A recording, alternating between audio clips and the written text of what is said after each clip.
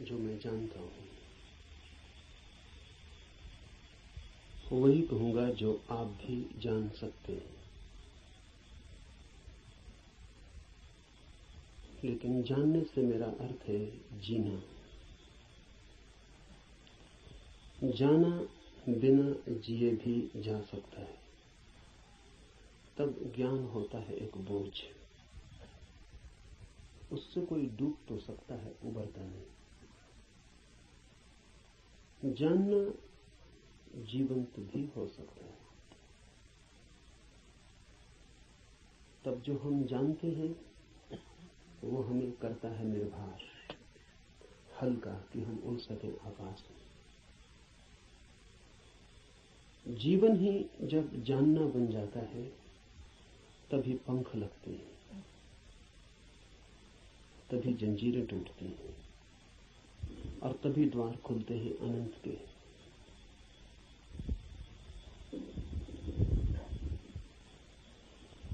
लेकिन जानना कठिन है। ज्ञान इकट्ठा कर लेना बहुत आसान है और इसलिए मन आसान को चुन लेता है और कठिन से बचता है। लेकिन जो कठिन से बचता है वो धर्म से भी वंचित रह जाएगा।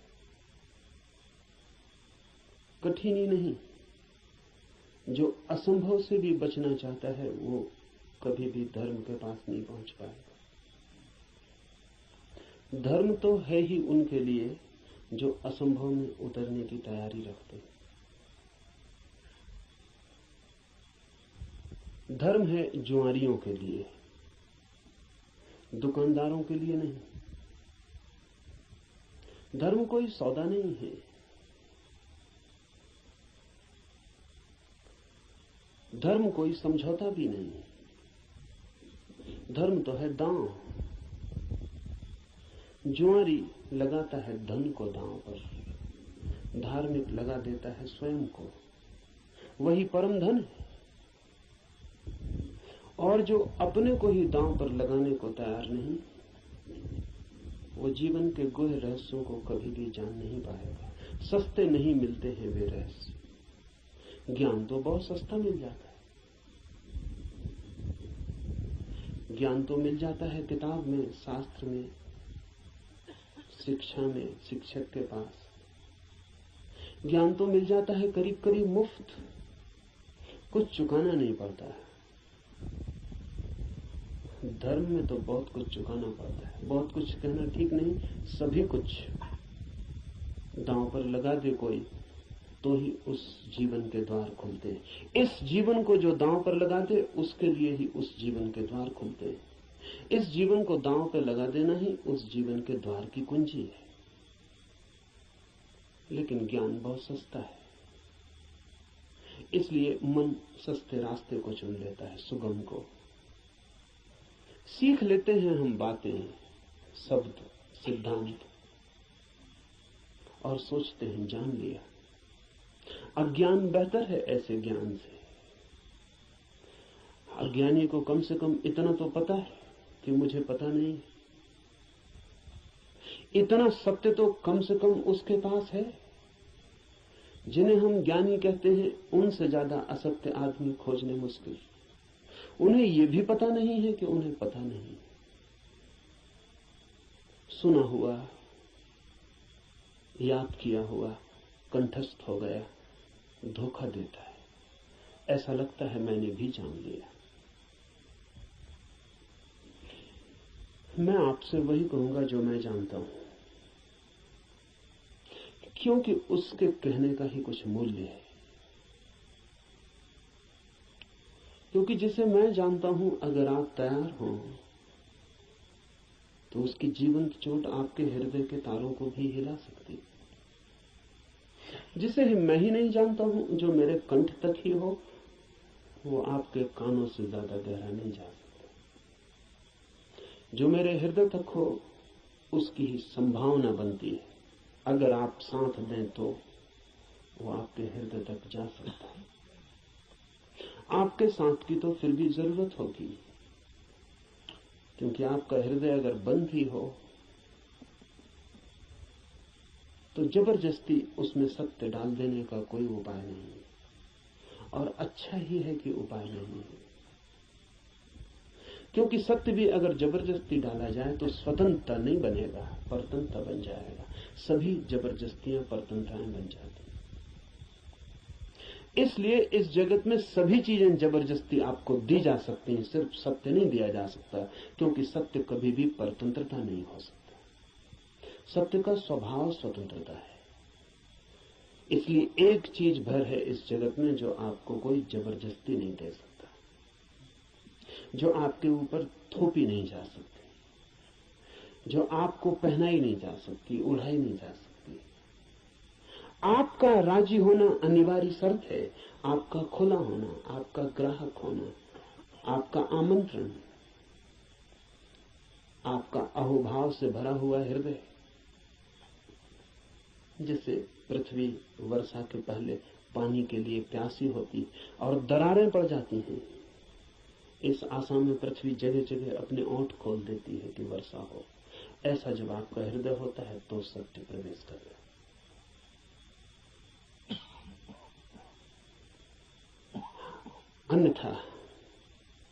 अन्यथा सत्य आपके द्वार से भी आकर लौट जाता है। बहुत बार लौटा है, बहुत जन्मों जन्मों में। आप कुछ नए नहीं, इस पृथ्वी पर कुछ भी नया नहीं, सभी बहुत पुराने हैं। आप बुद्ध के चरणों में भी बैठ के सुने हैं, आपने कृष्ण को भी देखा है, आप जीसस के पास भी उठे बैठे हैं, लेकिन फिर भी वंचित रह गए, क्योंकि कभी भी आपका हृदय तैयार नहीं था। आपके पास से बुद्ध की सरिता बहती निकल गई है, महावीर की सरिता बहती निकल गई, आप प्यासे रह गए। आनंद रो रहा था जिस दिन बुद्ध के प्राण छूटने को थे और छाती पीट रहा था, और बुद्ध ने उससे कहा कि तू रोता क्यों है? जरूरत से ज्यादा मैं तेरे पास था 40 वर्ष, और अगर 40 वर्ष में भी नहीं हो पाई वो घटना, तो अब रोने से क्या होगा? मेरे मिटने से इतना परेशान क्यों हो रहा है? तो आनंद ने कहा है, इसलिए परेशान हो रहा हूं कि आप मौजूद थे और मैं न मिट पाया। अगर मैं मिट जाता तो आपको मेरे भीतर प्रवेश मिल जाता। 40 साल नदी मेरे पास बहती थी और मैं प्यासा रह गया, और अब मैं रोता हूं क्योंकि जरूरी नहीं है कि ये नदी कब किस जन्म में दोबारा मुझे मिलेगी।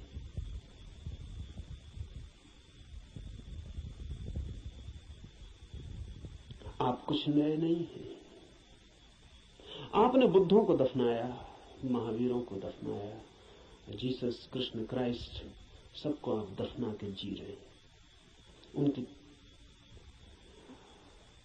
वो हार गए आपसे। आप काफी पुराने, जब से जीवन है तब से आप हैं।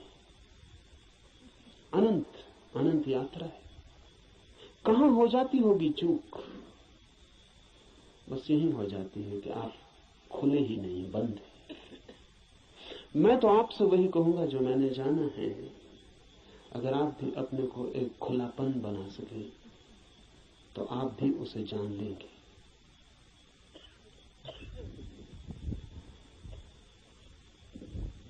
और ऐसा नहीं है कि कोई कठिनाई है बहुत,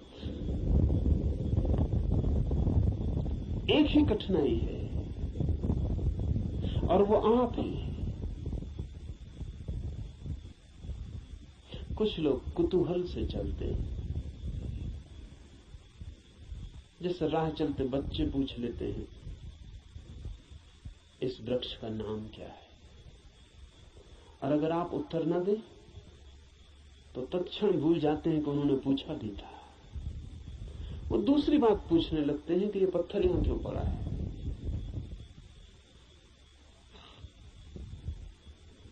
पूछने के लिए पूछते हैं, जानने के लिए नहीं पूछते। बिना पूछे नहीं रह सकते हैं, इसलिए पूछते हैं, जानने के लिए नहीं पूछते। जो लोग कुतूहल से जी रहे हैं वो अभी भी बचकाने हैं। अगर आप ऐसे ही पूछ लेते हैं कि ईश्वर क्या है, जैसे कि कोई बच्चा राह चलती दुकान देख के पूछ लेता हो कि ये खिलौना क्या है, तो आप अभी बच्चे हैं, और बच्चा तो माफ किया जा सकता है, आप माफ नहीं किए जा सकते। कुतूहल नहीं चलेगा। धर्म कोई खिलवाड़ नहीं है बच्चों का, और फिर उत्तर भी मिल जाए तो उससे कोई प्रयोजन नहीं है। बच्चे का मजा पूछने में है। उसने पूछा, यही उसका मजा है। आप उत्तर देंगे भी तो उस उत्तर में उसे कोई बहुत रस नहीं है। क्या बात? मनस्विद कहते हैं कि बच्चे नया नया बोलना सीखते हैं तो अपने बोलने का अभ्यास करते हैं पूछ पूछ कर। जैसे बच्चा नया नया चलना सीखता है तो बार बार उठ के चलने की कोशिश करता है, बोलना सीखता है तो बार बार बोलने की कोशिश करता है। इसलिए बच्चे एक ही बात को कई दफा कहते हैं। इसलिए कई दफा कहते हैं क्योंकि उन्हें बोलने का एक नया अनुभव, एक नया आयाम मिला है। उस नए आयाम में वे तैर के अभ्यास कर रहे हैं। इसलिए कुछ भी पूछते हैं, कुछ भी बोलते हैं। अगर आप भी धर्म की दुनिया में कुछ भी पूछ रहे हैं, कुछ भी बोल रहे हैं, कुछ भी सोच रहे हैं, और कोई गहरी जिज्ञासा नहीं है, बस कुतूहल है, तो अभी आप और कुछ बुद्धों को दफनाएंगे। अभी और न मालूम कितने बुद्धों को आपके साथ मेहनत करनी पड़ेगी।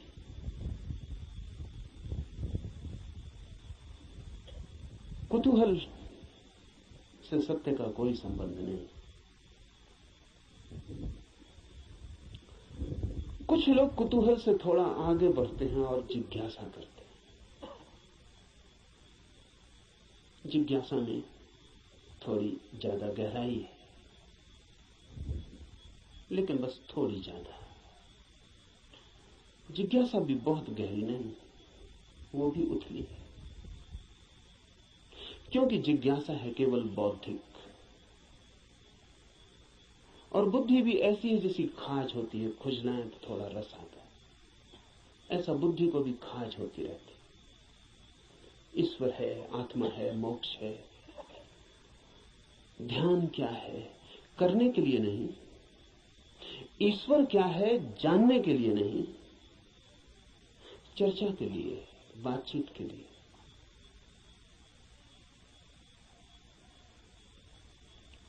एक बौद्धिक मजा है, एक बौद्धिक व्यायाम है। तो लोग ऊंची बातें करते हैं, लेकिन उन बातों पर कभी भी कोई दांव नहीं लगाते।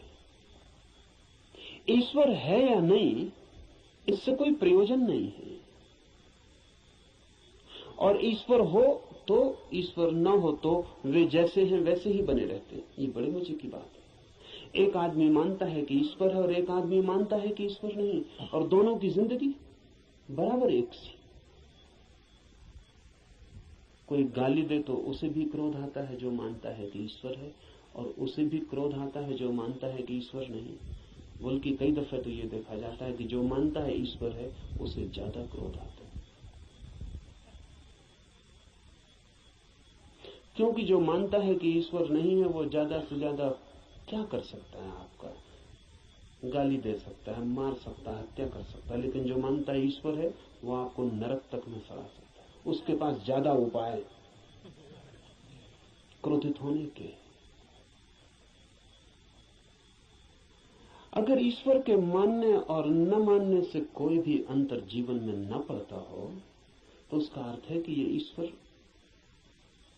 से कोई संबंध नहीं है, बौद्धिक बातचीत है।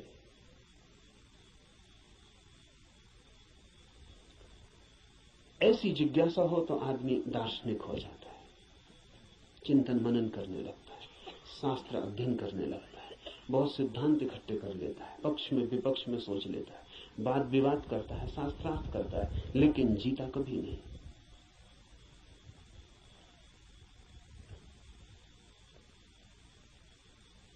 अगर आप भी सिर्फ जिज्ञासा से भरे हैं तो यात्रा नहीं होगी। जिज्ञासा से भरे हुए लोग वे हैं जो मील के पत्थर के पास बैठ जाते हैं और पूछते हैं मंजिल क्या है, कितनी दूर है, और सदा यही पूछते, लेकिन कभी उठ के चलते नहीं। जानते तो आप भी कितना है, क्या कमी है जानने में? करीब करीब सभी कुछ जानते हैं। जो बुद्ध ने जाना हो, महावीर ने, कृष्ण ने जाना हो, वो सभी आप भी तो जानते। गीता में पढ़ के आपको ऐसा नहीं लगता कि ये बातें तो हमें भी मालूम आपको भी है, पर सिर्फ बुद्धि तक है, आपके हृदय तक उनका बीज नहीं पहुंचा। और बुद्धि पर रखे हुए विचार वैसे ही होते हैं जैसे पत्थर पे कोई बीज को रखते हैं।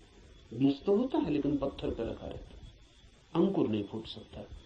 अंकुर फूटना हो तो बीज को पत्थर से गिरना पड़े, जमीन खोजनी पड़े, और जमीन की भी ऊपर की सतह ठीक नहीं है क्योंकि और गीली जगह चाहिए, तो थोड़ा जमीन के भीतर पहुंचना पड़े जहां थोड़ी पानी की सुविधा हो, थोड़ा रस बहता हो।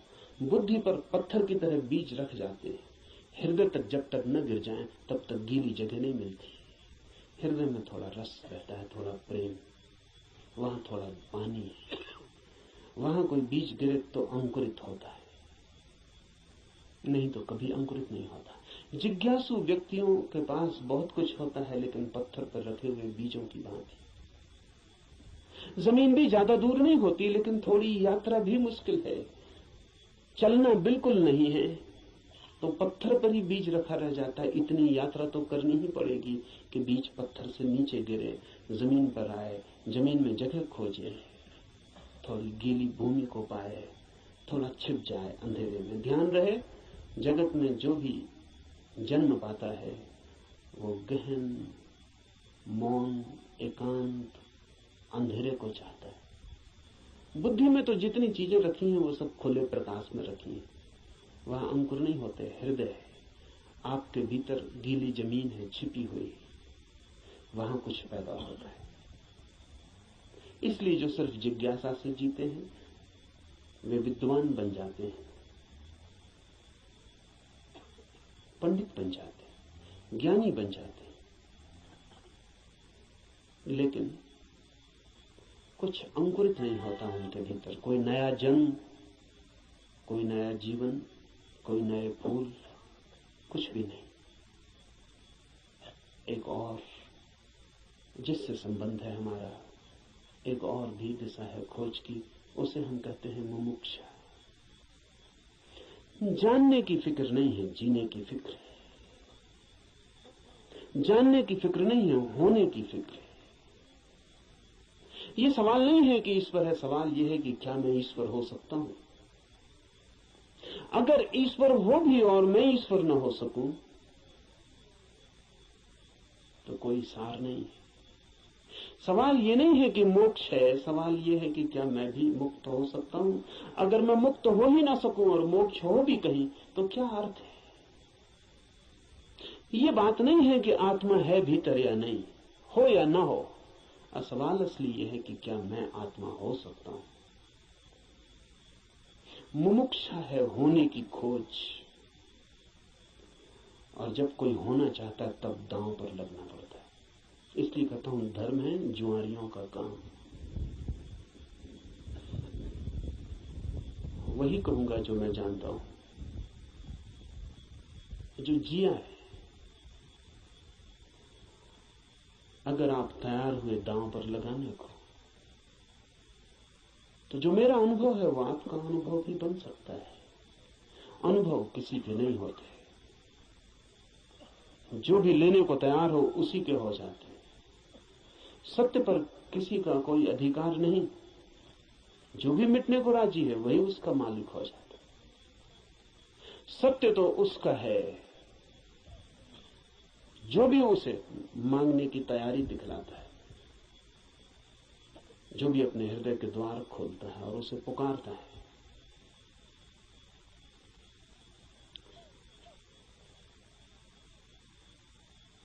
इस उपनिषद को इसीलिए चुना है।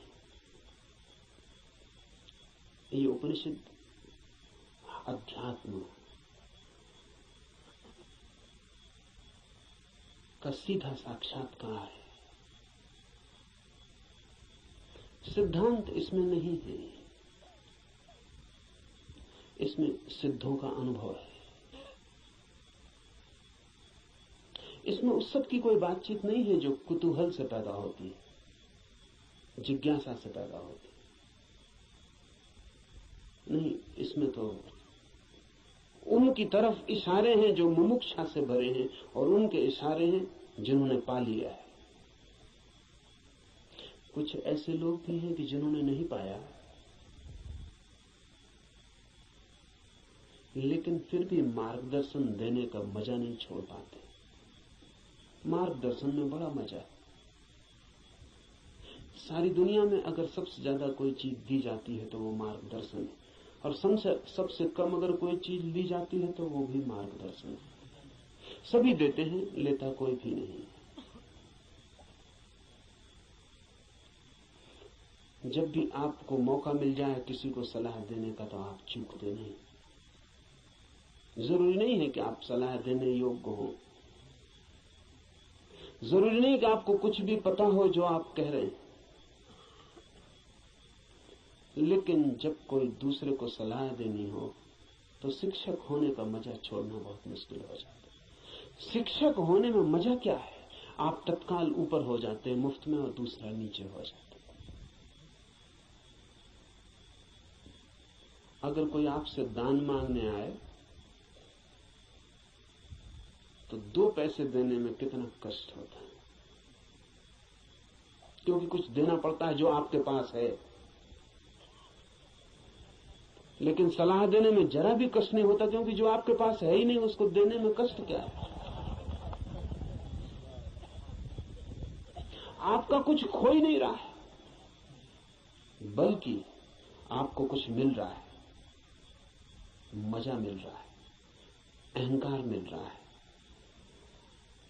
आप भी सलाह देने की हालत में हैं आज, और दूसरा लेने की हालत में। आप ऊपर हैं, दूसरा नीचे।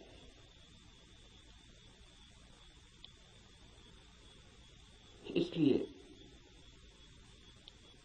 कहता हूं कि इस उपनिषद में कोई सलाह, कोई मार्गदर्शन देने का मजा नहीं है, बड़ी पीड़ा है। क्योंकि उपनिषद का ऋषि जो दे रहा है वो जान के दे रहा है, वो बांट रहा है कुछ बहुत हार्दिक, बहुत आंतरिक।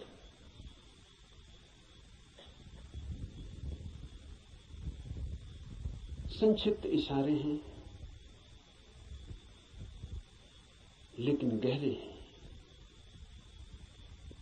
बहुत थोड़ी सी चोटें हैं लेकिन प्राणघातक है। और अगर राजी हो तो तीर सीधा हृदय में चुभ जाएगा, और जान लिए बिना न रहेगा, जान ही ले लेगा। इसलिए थोड़ा सावधान,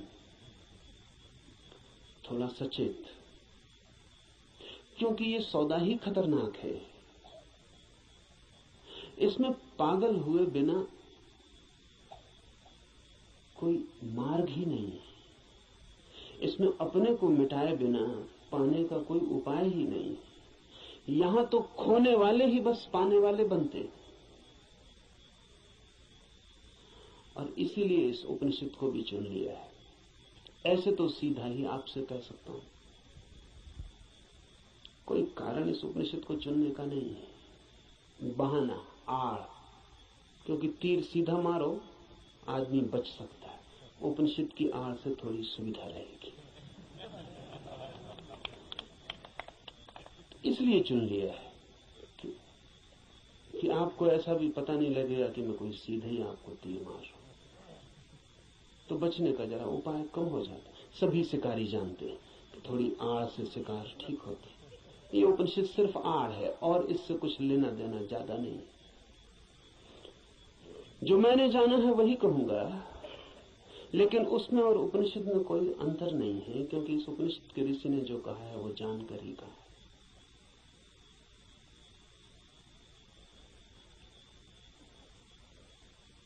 यह उपनिषद अध्यात्म की सूक्ष्मतम रहस्यों का उद्घाटन है।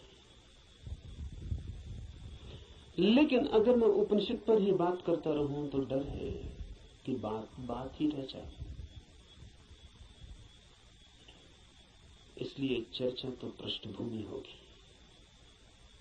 इस चर्चा के साथ साथ प्रयोग, जो कहा है, जो इस ऋषि ने देखा है, या जो मैं कहता हूं मैंने देखा है, उस तरफ आपके चेहरे को मोड़ने की कोशिश, उस तरफ आपकी भी आंखें उठाने, उस तरफ आपकी भी आंखें उठाने का प्रयास, वही मुख्य होगा। उपनिषद की बात तो सिर्फ हवा पैदा करने के लिए होगी कि आपके चारों तरफ वे तरंगें पैदा हो जाएं, कि आप भूल जाएं 20वीं सदी को, पहुंच जाएं उस लोक में जहां ये ऋषि रहा होगा। मिट जाए ये जगत जो चारों तरफ बहुत बेरौनक और बहुत कुरूप हो गया है, और याद आ जाए उन दिनों की जब ये ऋषि जिंदा रहा होगा। एक हवा, एक वातावरण, बस उसके लिए उपनिषद। पर उतना काफी नहीं है, जरूरी है, काफी नहीं है। तो जो मैं कहता हूं, अगर आप उसको सुन के ही रुक जाते हैं तो मैं मानूंगा आपने सुना भी नहीं, क्योंकि सुन के जो चलता नहीं है मैं नहीं मान सकता कि उसने सुना है। अगर आप सोचते हैं कि सुन के आपकी समझ में आ गया, इतनी जल्दी मत करना। सुन के समझ में आता होता तो हम कभी के समझ गए होते। सुन के ही समझ में आता होता तो इस दुनिया में समझदारों की कमी ना होती, ना समझ खोजना मुश्किल हो जाता। मगर ना समझ ही ना समझ, सुन के कुछ भी समझ में नहीं आता। सुन के सिर्फ शब्दों पे मुट्ठियां बन जाती। सुन के नहीं, करके ही समझ में आता है। इसलिए सुनना करने के लिए, समझने के लिए नहीं। सुनना करने के लिए, करना समझने के लिए। सुन के ही सीधा मत सोच लेना कि समझ गए। वो बीच की कड़ी के बिना कोई भी उपाय नहीं है, कोई भी रास्ता नहीं। लेकिन मन कहता है कि समझ गए, अब करने की क्या जरूरत है। मंजिलें चल के पहुंची जाती हैं। सब भी समझ लिया हो, यात्रा पथ पूरा स्मृति में आ गया हो, पूरा नक्शा जेब में हो, फिर भी बिना चले कोई मंजिल तक कभी पहुंचता नहीं। लेकिन सपना देखा जा सकता है। कोई आदमी यहीं सो जाए और सपना देख सकता है कहीं भी पहुंचने का। मन सपना देखने में बड़ा कुशल है। और ऐसा मत सोचना कि आप ही ऐसे सपने देखते हैं। जिनको आप बहुत बुद्धिमान कहते हैं वे भी इसी तरह के सपने देखते रहते हैं। साधु हैं, सन्यासी हैं, महात्मा हैं, वर्षों से खोज में लगे हैं, लेकिन कहीं इंच भर नहीं पहुंचते, यात्रा ही नहीं करते। वो जो वर्षों से खोज में लगे हैं वो सारी की सारी खोज वर्तुलाकार है। बुद्धि में ही वर्तुल बन जाता है, भंवर बन जाता है, उसी भंवर में घूमते रहते हैं। फिर उस भंवर में सब समा जाता है, वेद समा जाते हैं, उपनिषद समा जाते हैं, कुरान बाइबलें समा जाती हैं, उस भंवर में सब समा जाता है। लेकिन एक इंच भी गति नहीं होती। उपनिषद की हम चर्चा करेंगे, उपनिषद समझाने के लिए नहीं, उपनिषद बन जाने के लिए। यहां सुन के कुछ कंठस्थ हो जाए और आप भी बोलने लगे तो मैंने आपका नुकसान किया, मैं फिर आपका मित्र साबित ना हुआ। यहां सुन के आप जो सुना है वो बोलने लग जाएं तो कोई मूल्य नहीं है। यहां सुन के आपको भी वो हो जाए, आप भी वो देख लें, वो आंख आपकी भी खुल जाए तो ही। ऐसा समझे, एक कवि गीत गाता है किसी फूल के संबंध में।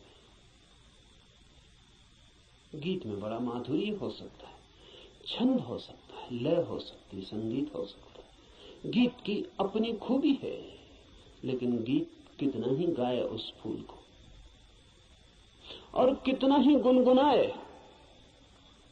तो भी गीत गीत है, फूल नहीं। और लाख हो गति और लाख हो छंद, तो भी गीत गीत है, फूल की सुगंध नहीं। और आप उसी गीत से तृप्त हो जाएं तो आप भटक गए।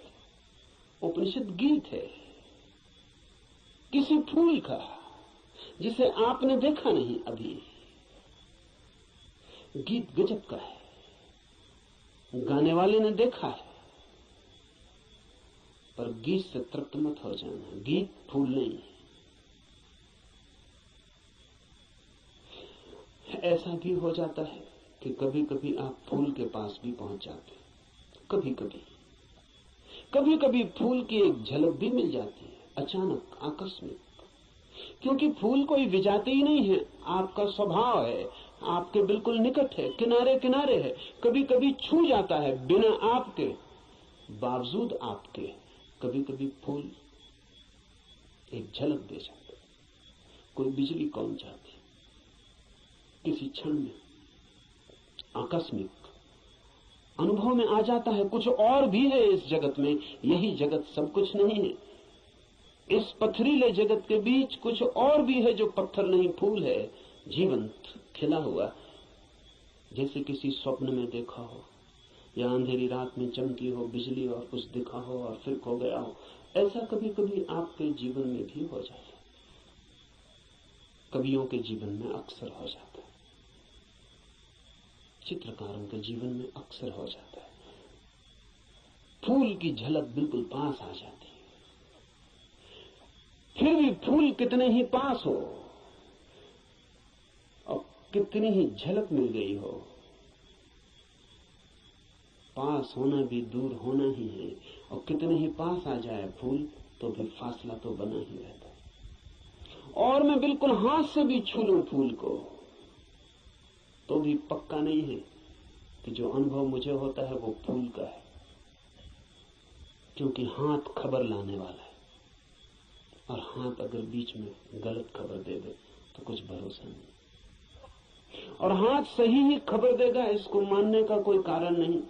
फिर हाथ जो खबर देगा वो फूल के संबंध में कम और हाथ के संबंध में ज्यादा होगी।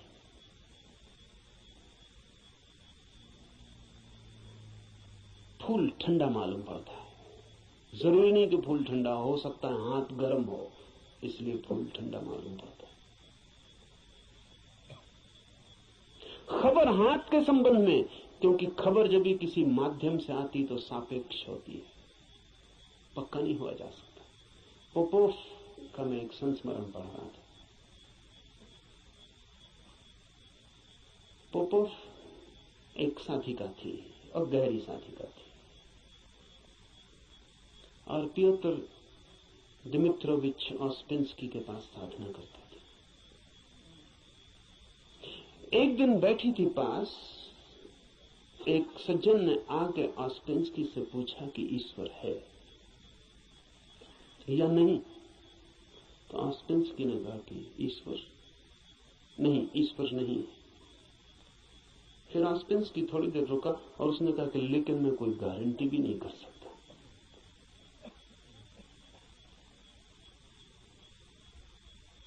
क्योंकि जो भी मैं जानता हूं वो सब माध्यम से जाना गया है। कभी आंख से देखा है, लेकिन आंख का भरोसा क्या। कभी कान से सुना है, लेकिन कान गलत सुन सकते हैं। कभी हाथ से छुआ है, लेकिन हाथ का क्या कहना। अभी तक सीधा नहीं देखा है, अभी तक आमने सामने नहीं हुआ हूं, इसलिए कोई गारंटी भी नहीं। अभी तक जो भी जाना है उसमें मुझे ईश्वर का कोई अनुभव नहीं हुआ, लेकिन जरूरी नहीं कि ईश्वर ना हो। इससे सिर्फ मेरी खबर मिलती है कि मेरे अनुभव क्या है, इसलिए मैं कोई गारंटी नहीं कर सकता कि नहीं ही है। इसलिए मुझ पर भरोसा करके मत रुक जाना, खोजना। जब भी माध्यम से कुछ घटता है तो भरोसे का नहीं, अगर फूल के बिल्कुल पास भी पहुंच जाएं तो भी आंख देखती है, हाथ छूते हैं, सुगंध नाक में आती है, ये भी दूरी का अनुभव है। तो कभी कभी कोई कवि उस परम फूल के इतने पास पहुंच जाता है तो उसकी गीत में उतर आती है गूंज उसकी, लेकिन फिर भी बुद्ध नहीं है वो, महावीर नहीं है वो। महावीर कौन है, बुद्ध कौन है? बुद्ध है वो चैतन्य जो फूल ही हो गया। इतनी भी दूरी न रही कि फूल को देखा हो, फूल ही हो गया। फूल होकर ही पूरी तरह जाना जा सकता है क्या है। उपनिषद के ऋषि की बात है, गीत है किसी फूल के संबंध में, उसे गुनगुनाना, मिठास है बड़ी उसमें, स्वाद है उसमें बहुत, लेकिन वो फूल नहीं है, गीत ही है। अगर प्रयास करेंगे तो कभी कभी झलक भी मिलेगी। मेरे पास लोग आते हैं, वो कहते हैं ध्यान में बड़ी झलक मिली, लेकिन फिर खो गई। अनंत प्रकाश हो गया था, फिर खो गया। आनंद ही आनंद हो गया था, लेकिन अब कहां है? अब खोजते हैं और नहीं मिलता। झलक का मतलब है पास पहुंच गए थे, झलक तो खो ही जाएगी। इसलिए ध्यान ज्यादा से ज्यादा झलक ही दे सकता है।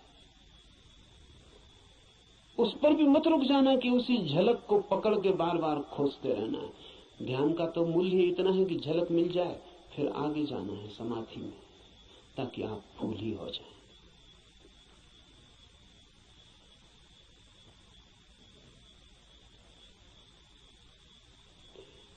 ध्यान में है झलक, समाधि में है हो जाना। झलकों पे मत रुकना, झलकें बड़ी प्रीति कर, सारा जगत बासा मालूम पड़ने लगता है। एक झलक ध्यान में मिल जाए उस जीवंत की, फूल की, उस खिलावट की जो भीतर है, तो सारा जगत फीका और व्यर्थ हो जाता है। लेकिन फिर कुछ लोग झलकों को पकड़ लेते हैं और उन्हीं को दोहराने लगते हैं और सोचते हैं सब हो गया। नहीं, जब तक आप ही ना हो जाएं, ईश्वर ही जब तक आप ना हो जाएं, तब तक भरोसा मत करना कि ईश्वर है। हो सकते हैं, क्योंकि है ही। खोलना है जरा, उघाड़ना है जरा। छिपे हैं, मौजूद हैं अभी और यहीं, थोड़े से वस्त्र हैं और बड़े झीने वस्त्र हैं कि चाहें तो अभी उतार कर फेंक दें और नग्न हो जाएं और ईश्वर हो जाएं। लेकिन बड़ी पकड़ है, झीने तो हैं लेकिन पकड़ गहरी। क्यों है ये पकड़ इतनी? ये पकड़ है क्योंकि हम सोचते हैं ये वस्त्र ही हमारा होना है, यही हम है, इसके अलावा हमें कुछ और किसी अस्तित्व का पता नहीं। इस उपनिषद में इशारे होंगे उस अस्तित्व के जो वस्त्रों के पार है, और इस उपनिषद के साथ साथ हम करेंगे ध्यान ताकि मिले झलक, और आशा बांधेंगे समाधि की ताकि हम भी हो जाएं वही जिसे हुए बिना न कोई संतोष है, न कोई शांति है, न कोई सत्य है। उपनिषद शुरू होता है प्रार्थना से। प्रार्थना है समस्त जगत से। सूर्य कल्याणकारी हो, वरुण, अर्यमा, इंद्र और बृहस्पति, विष्णु कल्याणकारी हो, उस ब्रह्म को नमस्कार हो। हे वायु, तुम्हारे लिए नमस्कार, क्योंकि तुम प्रत्यक्ष ब्रह्म हो। मैं तुम्हें ही प्रत्यक्ष ब्रह्म कहूंगा। सत्य और ऋत वे सब मेरी रक्षा करें, आचार्य की भी। इस प्रार्थना से शुरू होता है। धर्म की यात्रा प्रार्थना से शुरू होगी ही। प्रार्थना का अर्थ है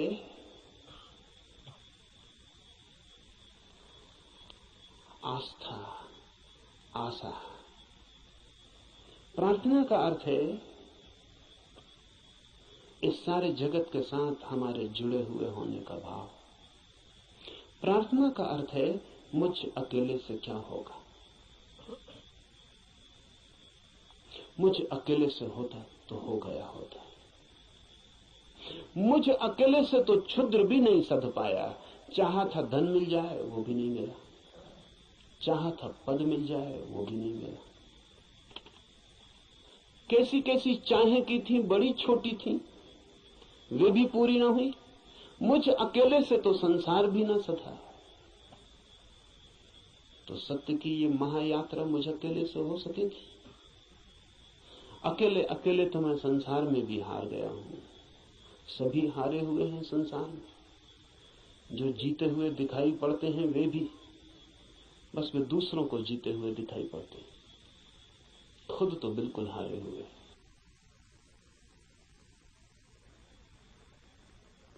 आप भी अपने को हारे हुए दिखाई पड़ते होंगे, औरों को तो आप भी जीते हुए दिखाई पड़ते हैं। आपसे भी पीछे लोग हैं जो आपको समझते हैं पा लिया आपने, जीत गए संसार में। लेकिन भीतर से अगर हम आदमी को देखें तो एक एक आदमी हारा हुआ है। संसार पराजय की लंबी कथा है, वहां जीत होती ही नहीं, वहां जीत हो ही नहीं सकती। वो संसार का स्वभाव नहीं, वहां हार ही नियति है, किसी की नहीं, किसी व्यक्ति की नहीं, संसार में होने की नियति ही हार है। वहां हारना ही होगा, वहां कोई कभी जीतता नहीं। वहां हम नहीं जीत पाए जहां क्षुद्र था, स्वप्न था, शंकर कहते हैं माया है, वो माया में भी हार गए। सपना था, भ्रम था, वहां भी तो जीत ना पाए। जब भ्रम में भी हार गए, सपने में भी न जीते, तो यथार्थ में, सत्य में अकेले से क्या होगा? प्रार्थना का अर्थ है संसार में पराजित हुए व्यक्ति का यह अनुभव कि जन्मों जन्मों तक चेष्टा करके मैं हार गया। क्षुद्र में तो विराट में मेरी सामर्थ्य। इसलिए प्रार्थना, इसलिए सारे जगत को पुकारा है ऋषि ने कि मुझे साथ देना। सूर्य को पुकारा है, वरुण को पुकारा। ये सब नाम है, प्रतीक है जीवन की समस्त शक्तियों की। सूर्य को पहले पुकारा है क्योंकि सूर्य हमारा जीवन है, उसके बिना हम नहीं होंगे। हमारे भीतर सूर्य ही जीता है, जलता है। उधर सूर्य बुझ जाए, यहां हम बुझ जाए। सूर्य ही हमारा प्राण है, इसलिए पुकारा। कहा वायु को नमस्कार है, विशेष रूप से वायु को नमस्कार कहा है इस प्रार्थना में, क्योंकि तुम प्रत्यक्ष ब्रह्म हो। अजीब सी बात है, थोड़ा सोचे। बड़े मजे की बात है, क्योंकि वायु है बिल्कुल अप्रत्यक्ष और सब चीजें प्रत्यक्ष। सूर्य को कहा होता प्रत्यक्ष ब्रह्म हो, जीते जागते जलते प्रखर, समझ में आता। सूर्य को नहीं कहा प्रत्यक्ष ब्रह्म, कहा वायु को जो बिल्कुल दिखाई पड़ती नहीं, बिल्कुल अप्रत्यक्ष। कहां है प्रत्यक्ष वायु? सिर्फ अनुमान है कि है, लगता है कि है, भासता है कि है, दिखाई तो पड़ती नहीं। आंख के सामने कहां है? प्रत्यक्ष का मतलब है आंख के सामने है। जो आंख के सामने वायु बिल्कुल नहीं है, पत्थर पहाड़ सब आंख के सामने, वायु नहीं है। लेकिन ऋषि कहता है हे वायु नमस्कार तुम्हें, क्योंकि तुम प्रत्यक्ष ब्रह्म हो। इसलिए कहा कि वायु जैसे दिखाई नहीं पड़ती और है, और आंख को दिखाई नहीं पड़ती फिर भी आंख को छू रही है प्रतिपल। ऐसा ही परम सत्य है, दिखाई नहीं पड़ता, छू रहा है प्रतिपल। वायु दिखाई नहीं पड़ती क्योंकि हमारे पास देखने वाली आंख नहीं है। वायु तो यहां है, वायु के बिना तो हम भी नहीं हो सकते हैं। वही तो हमारी श्वास में हमें संभाले, उसका ही आवागमन तो हमारा सारा जीवन है, जो इतने निकट है। श्वास है जो हमारी, वो भी दिखाई नहीं पड़ती, क्योंकि हमारे पास आंखें बड़ी स्थूल है। तो हम जो बहुत मोटा मोटा है, स्थूल स्थूल है, वो देख लेते हैं, जो सूक्ष्म है वो हमें दिखाई नहीं पड़ता। वायु सूक्ष्मतम है, हमारे सामने मौजूद है, भीतर मौजूद है, बाहर मौजूद है, रोए रोए में मौजूद है, और दिखाई नहीं पड़ती। इसलिए कहा कि तुम प्रत्यक्ष ब्रह्म हो, तुम ठीक ब्रह्म जैसी हो। वो भी यहां मौजूद है और दिखाई नहीं पड़ता, और रोए रोए में वही समाया है, रोआ रोआ वही है, और फिर भी उसका कोई पता नहीं चलता। इसलिए वायु को नमस्कार किया है कि हम वायु को तो जानते हैं, ब्रह्म को नहीं जानते। वायु से एक धागा जोड़ा है कि ब्रह्म भी ठीक वायु जैसा है। इसलिए मैं तुम्हें प्रत्यक्ष ब्रह्म कहूंगा। ऋषि कहता है वायु को सत्य और ऋत के नाम से भी कहूंगा, क्योंकि तुम ठीक उस जैसी हो जो है और जिसका हमें पता नहीं, जो हम स्वयं हैं और जिसका हमें पता नहीं, जो अभी और यहां सदा से मौजूद है और हमें उसका पता नहीं। लेकिन ये खोज पूरी हो सके अगर सब देवता रक्षा करें। देवता से अर्थ है सदा से जीवन की अनंत अनंत शक्तियां, और जीवन है एक विराट जाल अनंत शक्तियों का। आपका होना भी एक विराट जाल है अनंत शक्तियों का। मिलता है आप में सूर्य, मिलता है वरुण, मिलता है इंद्र, मिलती है वायु, मिलती है अग्नि, मिलती है पृथ्वी, सब कुछ मिलता है आकाश, सब आप में मिलते हैं। अगर एक व्यक्ति को हम पूरा का पूरा जान लें तो हमने बीज रूप में समस्त अस्तित्व को जान लिया। सब कुछ उसमें है, सबका दान उसमें है, सब मिलकर ही उसका अस्तित्व है। इन सबकी सहायता की प्रार्थना है, लेकिन क्या सूर्य सहायता करेगा?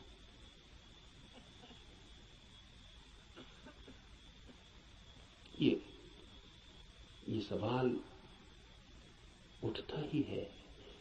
प्रार्थना भी की तो क्या सूर्य सहायता करेगा? प्रार्थना भी की तो क्या वायु सहायक हो जाएगी? प्रार्थना भी की तो पृथ्वी क्या सहायता करेगी? पृथ्वी की सहायता और सूर्य की सहायता का सवाल नहीं है। आपने प्रार्थना की, यही बड़ी सहायता है। इसे थोड़ा ठीक से समझ लें। कोई सूर्य आके आपको सहायता नहीं करेगा, लेकिन आपने प्रार्थना की, इसका जो परिणाम है वो सूर्य पर नहीं होगा, आप पर होगा। क्योंकि प्रार्थना करने वाला चित्त हो जाता है विनम्र, प्रार्थना करने वाला चित्त हो जाता है असहाय, प्रार्थना करने वाला चित्त स्वीकार कर लेता है इस बात को कि मुझ अकेले से नहीं होगा। प्रार्थना करने वाला चित्त मिटने को तैयार हो जाता है। प्रार्थना करने वाला चित्त अपने अहंकार को, इस भाव को कि मैं कर सकता हूं, छोड़ देता है। इसके परिणाम होते हैं। प्रार्थना का सारा परिणाम आप पर होता है। प्रार्थना से सूर्य नहीं बदलता, आप बदलते हैं।